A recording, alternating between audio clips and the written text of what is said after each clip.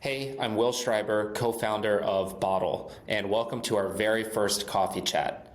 The goal of this is to buy you coffee, to say thank you for all of the work you do to feed your community and make the world a better place. If you missed this December coffee, we're going to do these every month. So go to bottle.com/coffee.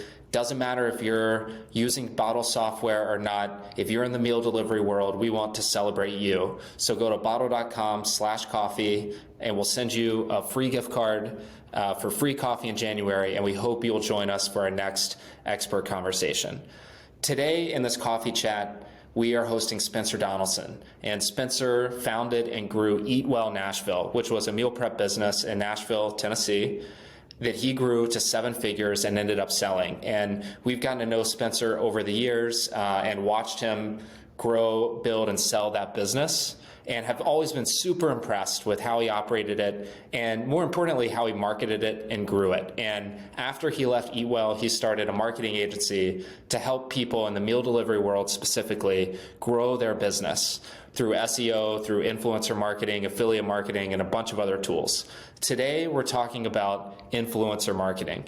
It doesn't matter if you use Bottle software or not. We keep the conversation extremely straightforward so that anybody, regardless of what tools or software you're using, can take advantage of what he has to say and what he has to teach you. So about 10 minutes are spent just going through Spencer's background and how he started Eat Well. And then the back half of the conversation, we really get into some of his tools, tips, tricks, and strategies when it came to influencer marketing at Eat Well. Hope you enjoy the talk. Cheers to you. Hope you have a great cup of coffee in hand, and I'll see you in January. Hey, Spencer. All right. We're back. We're back.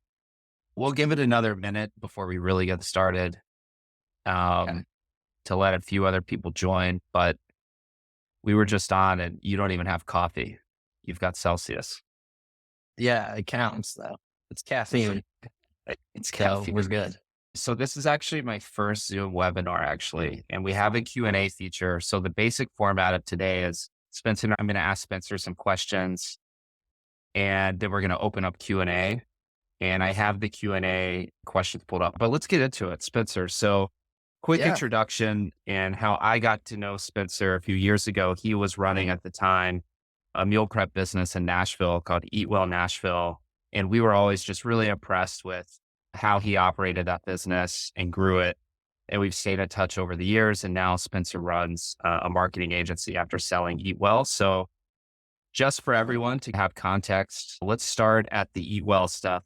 How'd you get into meal prep, and give a quick backstory of that business?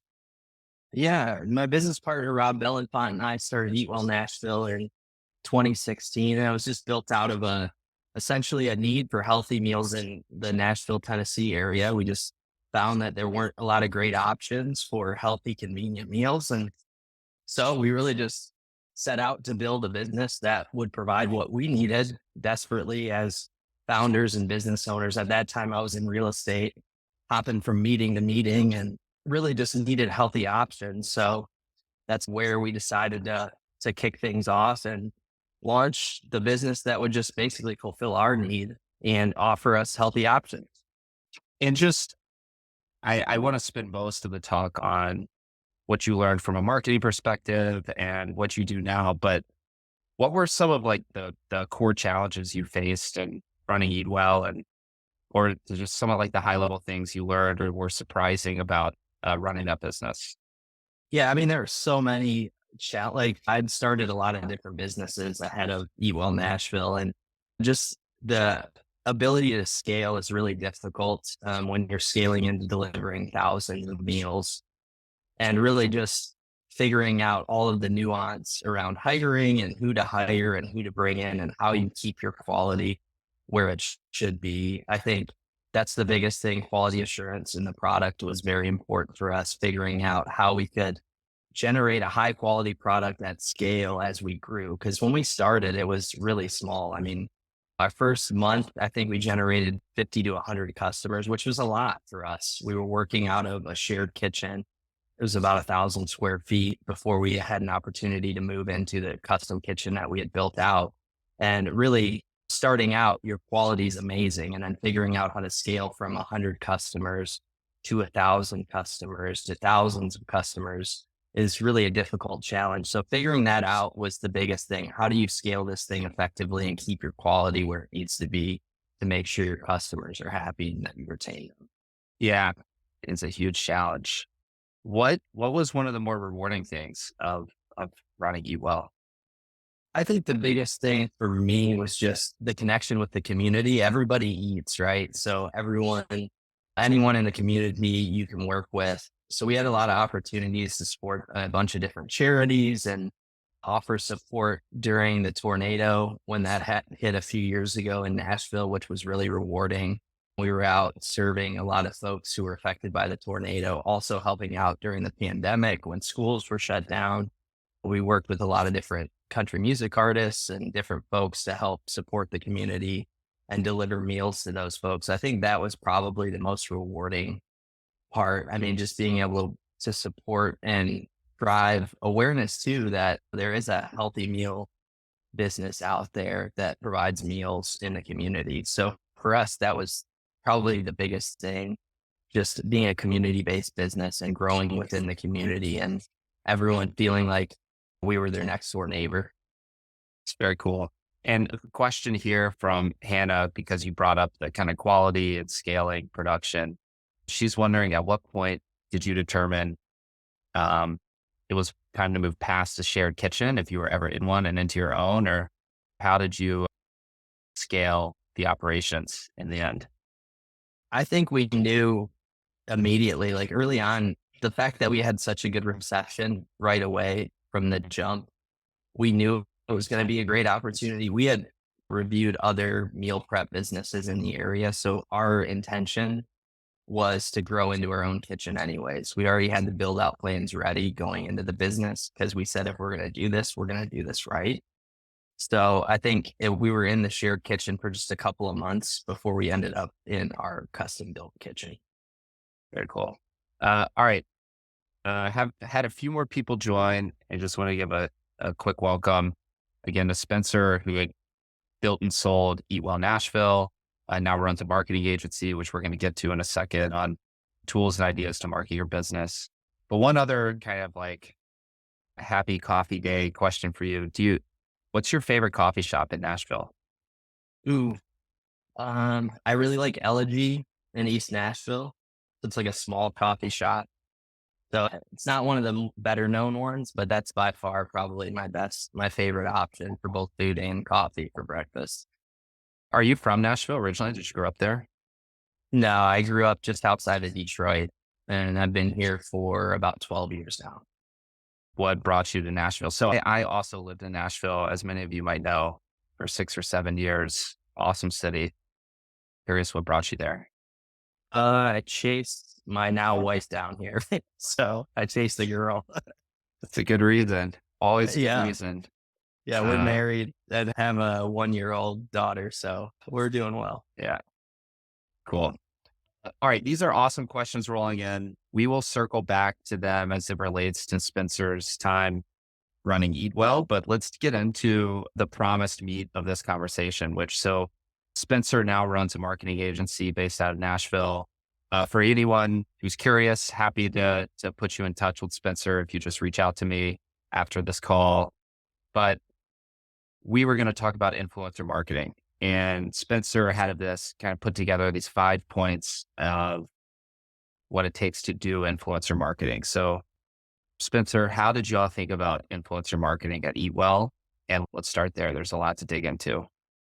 Yeah. So honestly, for us, working with influencers was not just a factor of marketing. It was also a way to get rid of our excess food. So every week we would generate a little bit of extra food just by way of how the business works. You're always adding a few extra meals to what you're delivering. And if anything comes up, you can dip into those excess meals that you have in your inventory.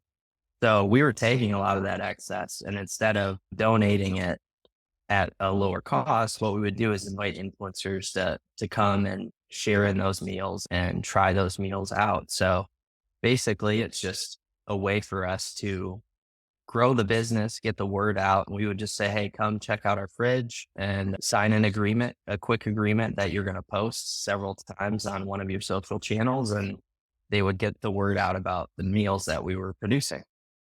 And how would you find influencers? Yeah, so there's a lot of different ways. Like over the years, that's changed. Still, one of the best ways is just to do hashtag searches on Instagram. If you're looking at Instagram, you can also TikTok now, you can easily search. So if you're finding keywords based on Nashville, for instance, or whatever city you're located in, you want to look for influencers in those areas. And then once you find someone, if you look through their follower list, you'll usually find other influencers that you can work with. So really, that's the best way to do it, is to find people that you enjoy their content. But then there's also a bunch of other tools that you can use, like Hype Auditor, Collabster, Influence City, and then TikTok Creator Marketplace. So those are some of the areas that you can utilize. You want to be very careful to look at any influencer and qualify them appropriately to make sure that they're in your city or whatever geographic region you're in, so you get the most out of those influencers. And then how would you qualify influencers? So I imagine you use one of those tools, you're searching hashtags, you build a list. How did you deem that someone was worth reaching out to? So number one, you want to check, there's a tool called InBeat, which will allow you to check to see if someone has potential audience or fake engagement. So you want to be careful. That's the first thing. You want to make sure that a lot of people are buying followers. A lot of people are buying comments and likes and things like that. So first thing to do is to check to make sure that the audience is real. And then what's the name of that tool? We'll also send out in the email kind of links to these tools that Spencer mentions. But what was the name of that? That one's called InBeat. It's inbeat.co. So that'll tell you whether or not the audience is real or fake. And so that's the most important thing, is that, because there's a lot of people buying those. And then you can work, depending on what city you're in, you can work with influencers of all sizes, between micro influencers and macro influencers. So we would always say 10,000 plus followers and then 3% plus engagement. So the bigger the influencer, though, the lower that engagement rate may be. So it might be 2%, but they've got 1 million followers. Well, that's still maybe a person that's good to work with, just depending on how big their audience is. So you want to take their audience size into account. But yeah, in general, if you have 10, but also when you work with these influencers, you want to ask to see their audience metrics. So you know that most of their audience is in your geographic area where you're serving. Because if you don't, then what's the point? It's wasted audience. So it's not a great opportunity if they're not there. And so, okay, so you've identified influencers, you've checked that it's not full of spam and purchased audience. How did you then craft or do a reach out in terms of the pitch of being an influencer for Eat Well? Yeah, I think the pitch is the most important part, right? Like, influencers and content creators need content ideas at all times. So most people are just reaching out and saying, hey, we'd love for you to promote my product. Well, that's not good enough to do that. So what you want to do is really look into the influencers, figure out what they care about. And a big thing you can do is just align with the charity, even if it's a charity that you like or a charity that the influencer likes, and say, hey, we were looking to see if you might be interested in collaborating to help support a local charity. That's a different pitch. That influencer wants to be seen in that light as someone who is promoting charitable work, and it's something different. So you're giving them an opportunity to support the community versus saying, hey, just promote my product.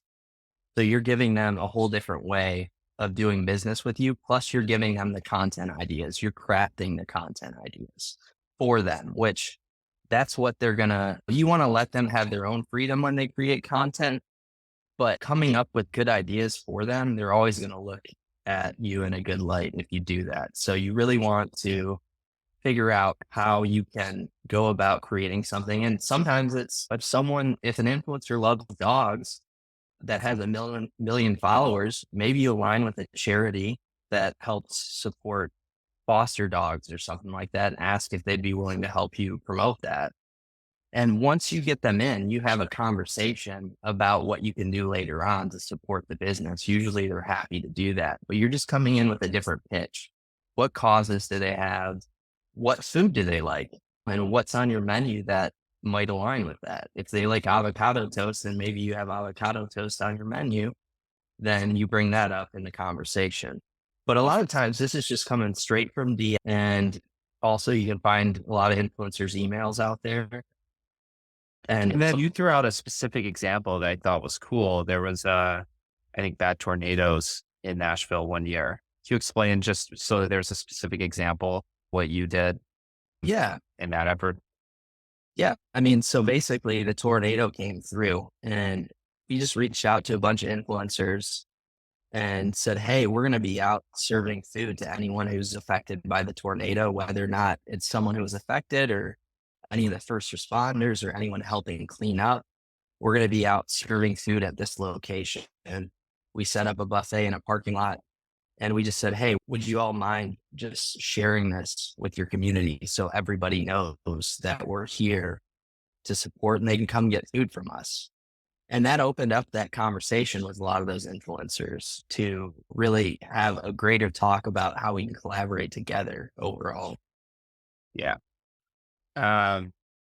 Definitely, it seems like coming in and building some sort of conversation that isn't directly, hey, promote my stuff, is the most effective way to come at it. Yeah, they're getting pitched on that all the time.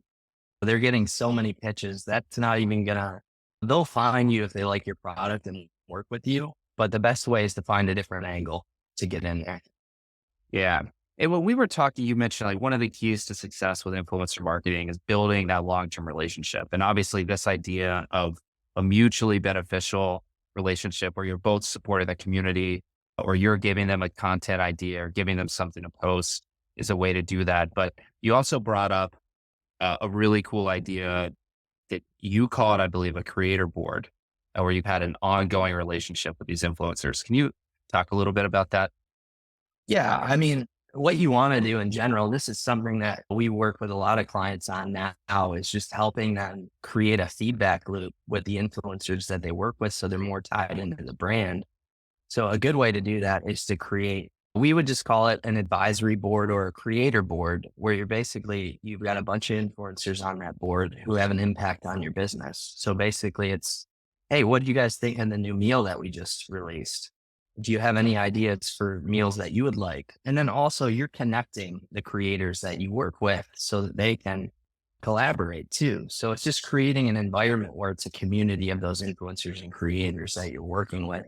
And we've seen that work really well. It's like, what else are you going to do to build community within your business with those creators? And that just ties them much more into what you're doing than just giving them meals and then letting them go home and having a transactional relationship where you're saying, hey, you've got to post this many times. Here's the exact amount of sales I need to have. Because let's face it, influencer marketing is the top of funnel marketing strategy. Without a lot of frequency, you're not going to convert people into customers for you. So you need to figure out good ways to collaborate with the influencers. Another thing that you want to do is work with influencers' friends. So like usually these influencers will have a group of friends that they collaborate with, and you'll see that in their posts. You want to work with all of their friends because they're going to have the same audience and you need that frequency. So the greater the cluster of influencers or creators that you're working with that cross promote, the better off you are in generating business.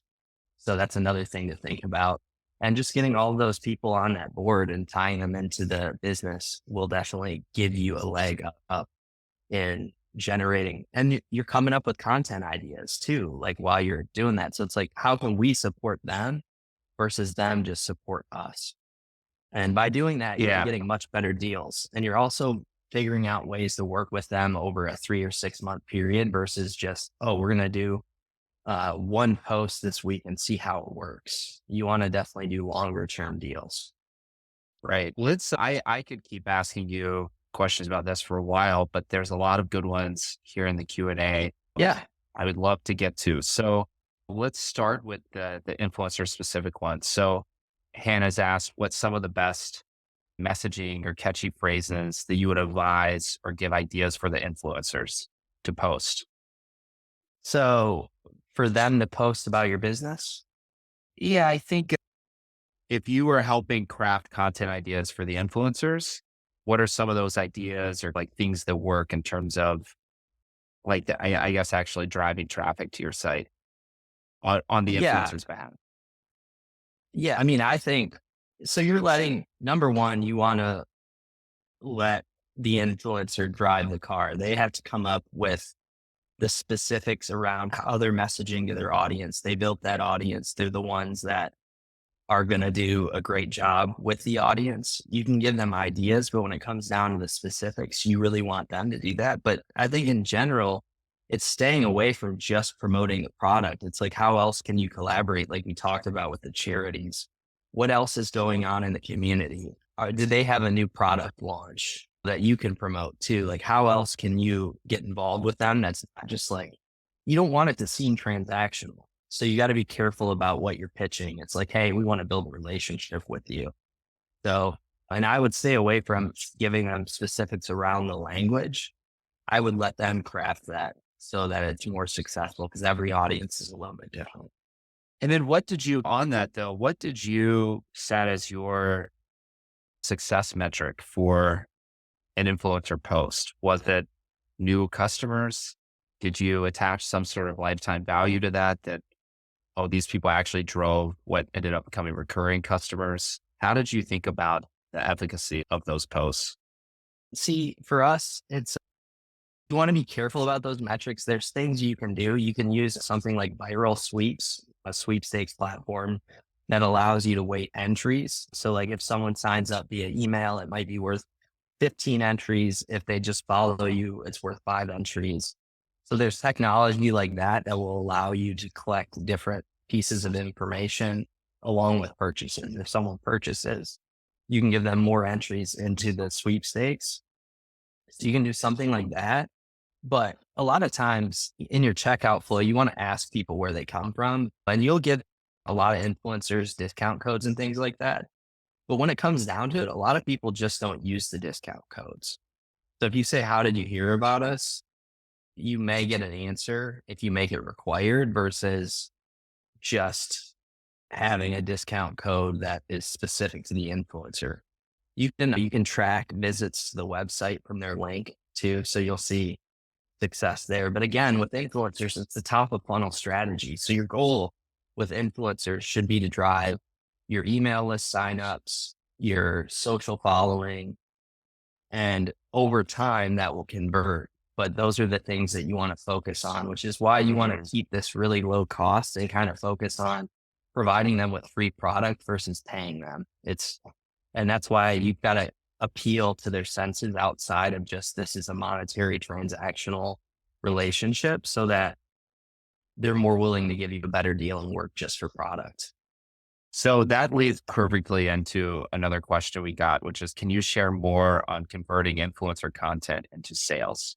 And if I'm translating a little bit, your strategy, it seemed like, was take influencer traffic and those posts and drive them to a first touch point with your brand and get them on an email list, get them somehow in your funnel, maybe even just to hit your website pixel to retarget them with ads. Can you talk a bit more about how you think about influencers as top of funnel and then eventually converting them into customers?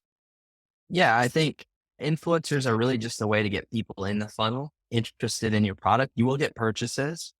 It's really hard to track, which is one of the challenging things. So that's why you want to do this as low cost as possible if you can. But yeah, you just want to look at your email signups and make sure you have a solid email cadence along with that. And the other thing too, when you work with the influencers, you want to ask them for ownership over the content. So you're going to have them send you the raw video files, the raw photos that they've taken, and use that in your marketing communication as well. So if you're doing an email flow and they've done a post, take some of those photos or those videos and put it in the post. So it's more likely to resonate with the folks to drive that sale once they're in your email list. So that's how we think about it. It's more about email sign up and social following and that kind of thing versus bottom And up is that funnel where it's going to convert. And is that typically in the agreement? Anything you post, we can use as well, shared IP? Yeah. Yeah. We own the content. We request that you send us the raw video files and photos. Got it. Another question here, back to that influencer board concept. What environment or tool did you use to manage that, or to manage your list of influencers? Something like a Facebook group chat or something else? So for us, what we've done, especially recently, is just set up Zoom calls where we have Zoom calls with everyone. But you can definitely use a Facebook group or something like that. Even having a group text, you can do that as well. And so that's an option for you to build it. But really anything that there's community that they're likely to sign in. But for us, it's more or less just setting up a monthly call with those influencers. And if they can make it, great. If they can't, no problem. But a lot of them do show up. So I think a monthly cadence is important just to keep them tied in the brain. Some sort of update every month. Yeah. Yeah. Another just tactical question here. Okay, you've got influencers, you agree to create content. How do you have them share that content with you? Email it, Google Drive? Did you have any sort of tool or tech to help manage that? What we typically do is just Google Drive, but honestly, it just depends on how many you're managing. Like for some clients in our marketing agency where we're managing like 300 influencers, it has to be a lot more organized. But if you're managing, say, 20 or 30 good relationships, you can manage it however you want. That's easiest for you, either email, Google Drive, or just have them text you. The easier it is for the influencer, the more likely it is that you're going to get that content and have an easier time working with them. So you just want to be conscious of that. If you can do it via text, that's even better. And then another idea, or just brainstorming, I think the question here from somebody, the charity idea is great. Would you ever just do something as simple as trade meals for posts? Or do people usually ask to be paid in cash? I mean, we were only with something like food, everybody needs to eat. And so if you're offering free meals, most people would trade for posts. So we would just ask for a certain type of post. So depending on how you want to set up the deal, you can ask for story posts. So if you're going to get story posts that only last for 24 hours, you ask for more of those. So you might say, give me 4 story posts for however many meals you want to offer them. Or you might say, or you could do 1 feed post instead. So it's just figuring out the value of each post to your business and how you want to go about asking them to do that. But it was all trade. Really, the charity conversations are just a way to get in the door and to have those conversations. And then you start that partnership where you start trading meals on a weekly or bi-weekly basis and get posts for those. More generally, beyond the influencer stuff, have you ever done giveaways on social media? And has that been successful? Yeah, I mean, giveaways will work, but people are skeptical of, like, the longer giveaways have been around, the more skeptical people are, because a lot of people will run giveaways and not actually give the prize away. So if you're going to, I always think about that. I'm always skeptical as a consumer of giveaways. Yeah. I'm like, is anyone ever going to get the Xbox? Yeah. Well, that's why it's important. Yeah. It's got to be a valuable prize. So you don't want it to, you can't just be like, oh, this is a $50 giveaway. Most people aren't going to take the time. And if they do, it's very little engagement. So it's got to be a good amount. So if you're going to give away $500 or $1,000 worth of meals, that's much more appealing. And then when you actually do the giveaway, actually market the fact that you gave away those meals and who you gave them away to. So that way people know you're serious about it and that you actually do give away. That way the next time you do it, people are like, okay, they actually fulfill on their promise. Right. Yeah. Yeah, it is funny. I'm like, man, that you could totally just not give it away. But that's a good point. If you go and make a big noise and even maybe feature the person who won, that'd be cool. Yeah, 100%. You should definitely do that for sure. Another question, somebody trying to structure time periods of working with influencers. And saying that you had mentioned the 3 to 6 month window. Any more thoughts on that? Maybe like what's a good timeline in terms of working with different influencers? Yeah, I think you should see results within 3 months. So minimum, I would say 3 months. By saying 3 months, you're saying to the influencer, like, I want to work with you and I'm willing to take a chance with you. So as long as you've done everything else and you verified the audience and everything like that, I think 3 months is a good starting point. Then if it's not working out, then you can just cancel the agreement after that point and work with someone else. A lot of times too, you want to rotate the audience. So one influencer might have one audience. Say if you're doing healthy meal prep, one influencer's got a fitness audience. Well, you want to target that audience, but you might also want to target stay-at-home moms. So you want to make sure the audiences that you're targeting are varied. So you are rotating through the influencers every 3 to 6 months if you can. But if it's a great relationship and they're providing value, you can continue to offer them product in exchange for posts. Yeah. And as it relates to, we have a question about running Google ads, which is quite different from social media marketing. So I'm curious from just like a high level, where did influencer marketing rank in your mind in terms of a driver of revenue from the marketing pie? And how did that stack against something like AdWords in your experience? I mean, so long term, influencer marketing is a big part of any business if you do it right. Now, if you do it wrong, it's going to fail miserably for you. Whereas at the top of funnel strategy again, though, so you're looking at generating emails, opting people into an email service, and then making sure that you're keeping them informed. So there's added costs on top of what you're doing with the influencers in order to convert. With something like Google AdWords, you can see right away whether or not it's converting. So in my opinion, SEO and AdWords are the greatest marketing channels for almost any business. So for me, from a conversion standpoint, those are channels that you can easily look at metrics and make sure that you're converting. So I would focus heavily on those when it comes to your marketing budget. Now, if you've got excess meals and you think, hey, I've got excess meals, I either have to throw them away, give them away, or I can give them to influencers and then it's a marketing expense.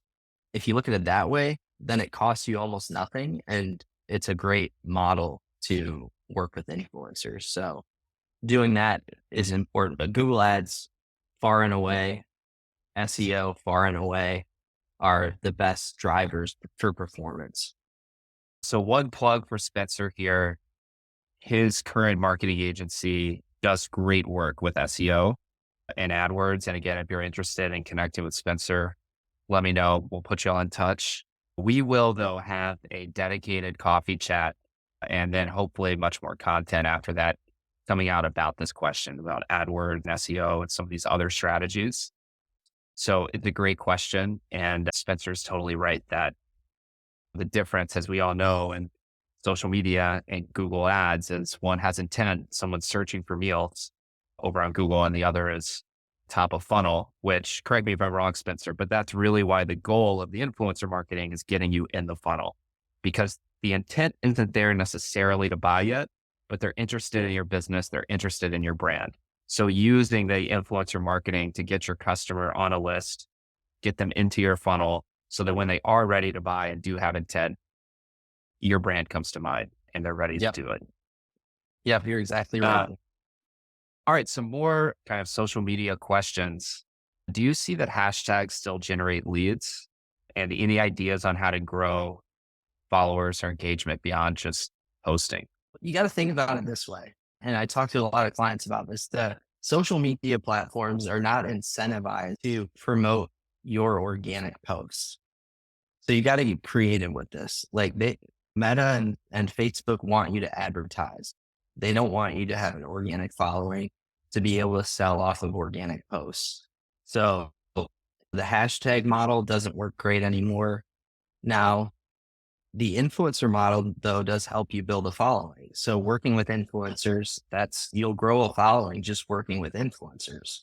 So that's an easy metric to look at when you're working with influencers.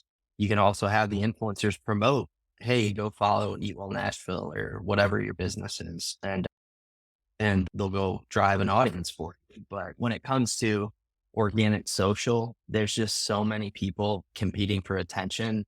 And I think Meta is really good at figuring out like, hey, we can't promote this business or they're not going to pay for ads. So we don't see organic as a great model right now. TikTok, you can grow a better organic following.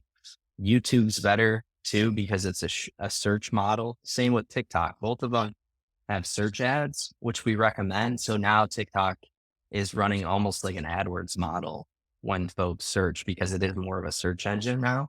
Same with YouTube. Those videos last. It's not disposable content. So that confuses me though. I've heard this from so many people that I feel young. I guess every year I get less young, feeling more and more disconnected from Gen Z every day. And my friends who are in their mid to low 20s talk about searching TikTok. And it blows my mind. It's like, what are you searching for? And what's the result? Like, what's the consumer behavior there? Like, if I were searching for meals, why am I searching TikTok? And like, what would I be searching? Do you know? Well, I mean, for me, it's like I search TikTok now. I mean, I just want quick information in video format, like almost a step-by-step tutorial. It's easy to consume. It's 15 to 30 seconds. So like anything like that would be helpful. I mean, I've done it for lawn care advice, things like that, because I don't have time to watch a full YouTube video. I just want something that's a bullet point, quick thing. Yeah. So I think there's a lot of things about meal recipes. I search new restaurants in cities. If I go travel to a city, I'll search for what restaurants are in those cities, and you'll pull up a ton of content on TikTok. Yeah. Yeah. And this is a quick aside, but I feel like YouTube shot itself in the foot here with, they used to only monetize videos that are at least 10 minutes. And so they force their creators to stretch the video out. And what you just said is interesting. I don't have time to go watch a 10-minute video.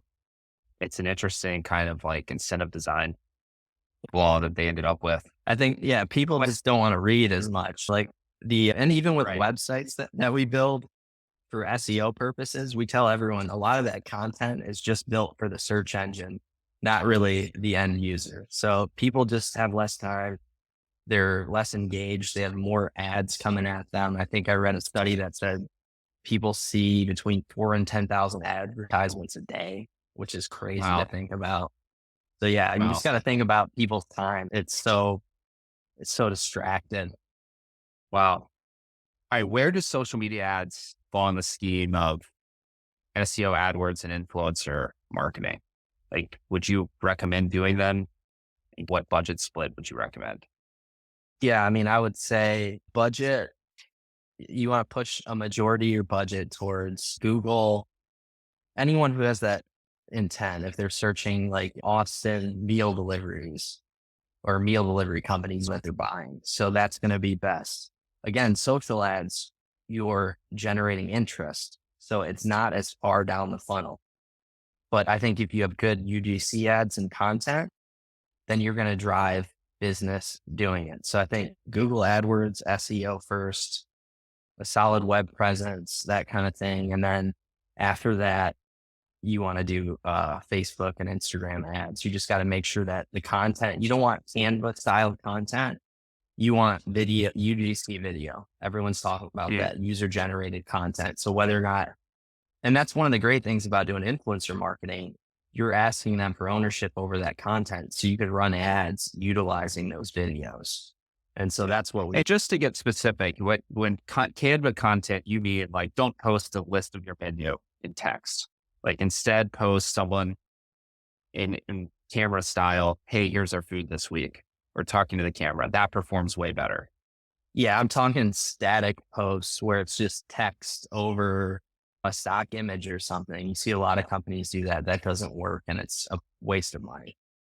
Is Canva the best platform you think for creating that kind of content and editing videos, or is there another tool you recommend?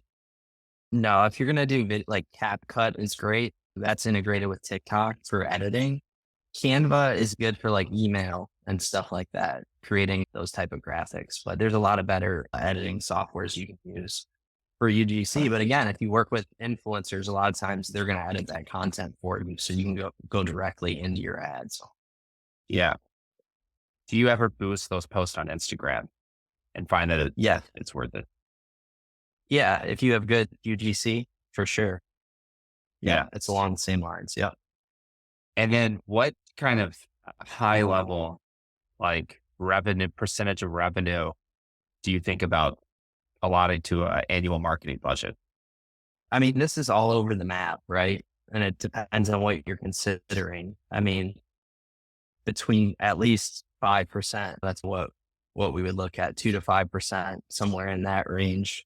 You can get resourceful with it and you can do things yourself and hire someone in-house, or you can go to an agency where it's going to be more expensive because they have to cover their costs. It just depends on how you want to do it. But yeah, I mean, most companies need to spend around 5% in marketing. And then back to the kind of gauging success question. As you said, codes often don't get used, hard to measure ROI and sales. Would you gauge an individual influencer as they were successful or not? You mentioned like you can start to see results after 3 months for someone that's working. What results are you referring to? What do you look at and say, yeah, that they're working. They're a good brand promoter. It's whatever metric you're trying to drive. So if it's email signups, then it's email signups. If it's followers, and you'll notice a bump in like if you see a bunch of followers after someone posts, that it's probably from those posts. So that's a good indicator. So you're going to consider all factors. You're going to see if you have a lift on your website. If you got a lift on your website, you got new followers, you've got email signups, then you're great. You do want to see web traffic. And that's why you can have a website, you could have an exit intent pop up. And if someone comes to the website and fills that exit intent form out for a discount code, for instance, if it says before you leave, get 15% off, and someone fills that out, if you had a lift in traffic and a lift in your email list based on that exit intent pop-up, worked. So you just have to decide on what metric you're going to measure the influencer on up front based on the posts. And you can tell them, like, here's what we want to promote. We want to promote building our email list. We want to promote adding followers, whatever it is. Yeah. And that's why the ROI to sales, as you mentioned, is so hard. It's really like you have to believe that the lift in followers, lift in email, lift in website visitors is contributing to a lift in traffic or a lift in sales, but it's really hard to tie it back. There's just like a known issue. Well, that's why you got to look at it different. So if you look at it, so for instance, for us, how we looked at it, we're getting rid of waste meals that would be gone anyways, right? We're also getting UGC content. So the video ownership, we have ownership over those videos. We can use it in email and ads. So when you think of the value of those meals and what you're giving away versus what you're getting, it's actually negligible if you do it right. If you're getting ownership over that content, because you can run that in ads, that would cost you more than what the meals cost just to get that video. So that's how you have to look at it. And then how those metrics are driven, you just pay attention to what's happening after those promotions happen and you should be good. Yeah. My main takeaways so far, I think, are first, you got to build long-term relationship and like be friendly with an influencer instead of just direct transactional in building those. Yeah. Two, you need to drive funnel versus drive direct sales. So because it's not intent-based marketing, the goal from an influencer post is to get you on an email list, to get you to the site, to get you in a pixel tag, to get you as a follower. That's the real direct outcome of influencer marketing. And then third, user-generated content performs so much better than anything static. That asset alone, and then using that in the email list that people sign up for and in your story for the account that people have now followed is the real juice, and then converting that lead to a customer over time. Do you feel like that's at least been my three main takeaways so far?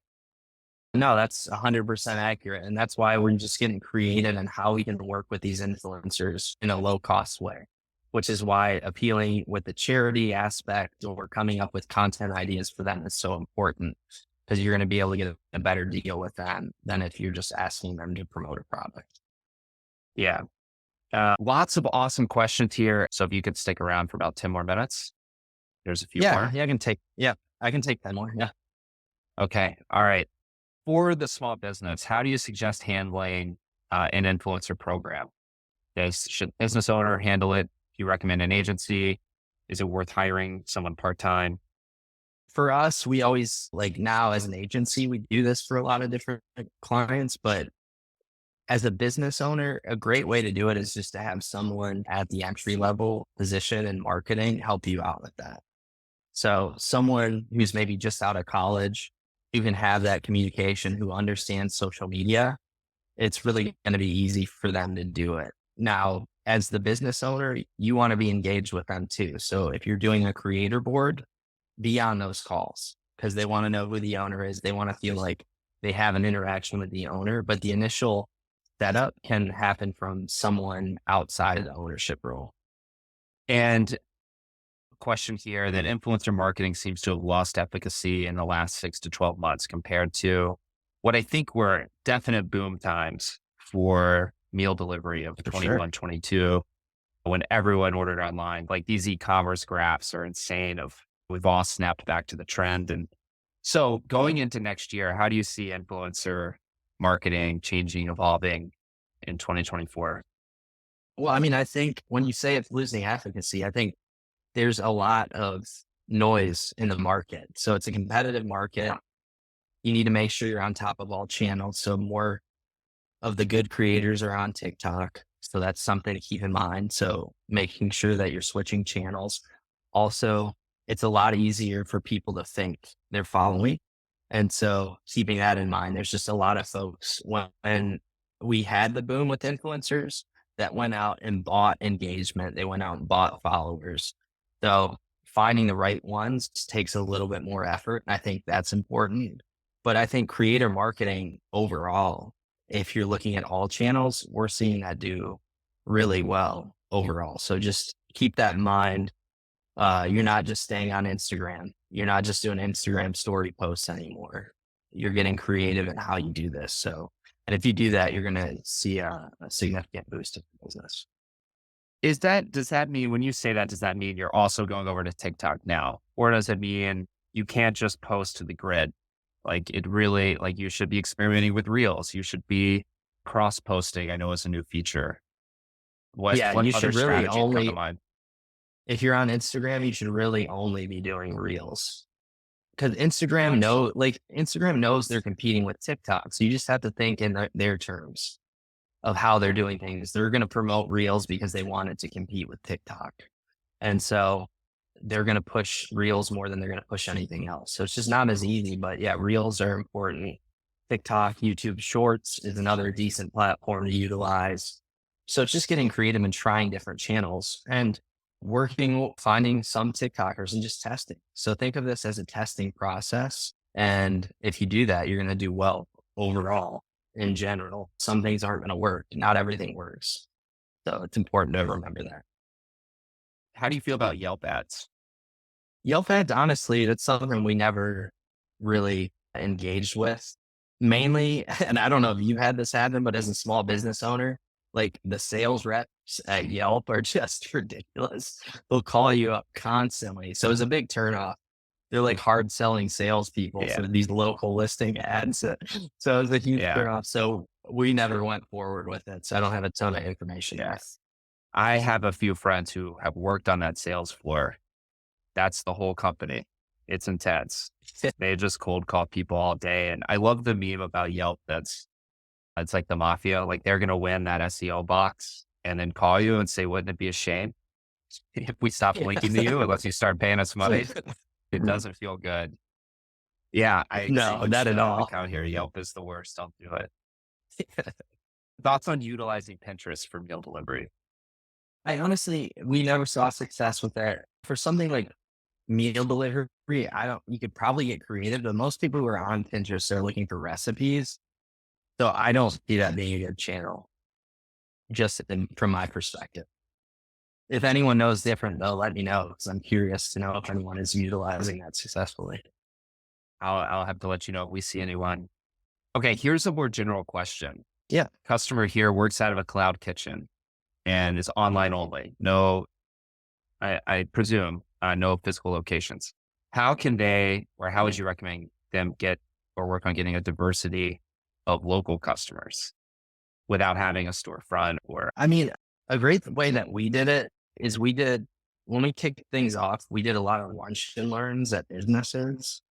Now things have changed. Like, so I don't know, not as many people are in the office, but I think a lot of companies are going back to the office. So if you can figure out how to get in front of a group of people and do a lunch and learn, and even if you did it buffet style, if you're a meal prep company and you did a buffet style luncheon and you talk about what you do, you'll generate a lot of customers from that. That's a good way just to get face to face with the local community. But it's figuring out how to get in front of those groups.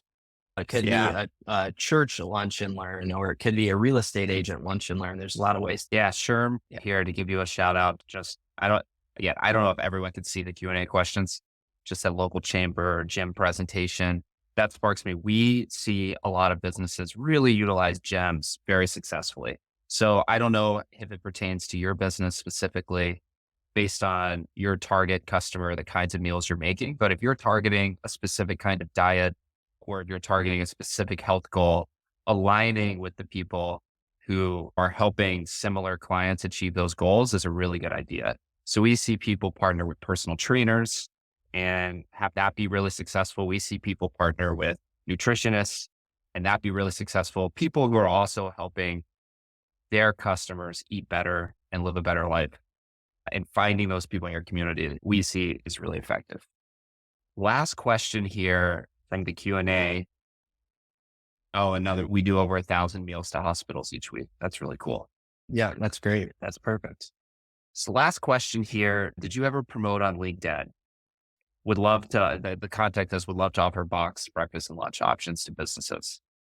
No, but we are seeing a lot more traction with our clients on LinkedIn in general. So I do think it is a good model, and it's not, the posts that are working are always almost like a slide post. So it'll be a bunch of different images essentially of the product, the menu you could do. You could talk about what's in your meals and how that affects people's health and how it relates to their work. I think if you did something like that, it would work. And I think that's a great idea because no one's really using LinkedIn to market meals. So I would definitely go that route. I think that's a cool idea. Yeah. Well, Spencer, thank you so much for joining us. This was our first ever coffee chat this December. You're a very qualified, helpful first person to learn from.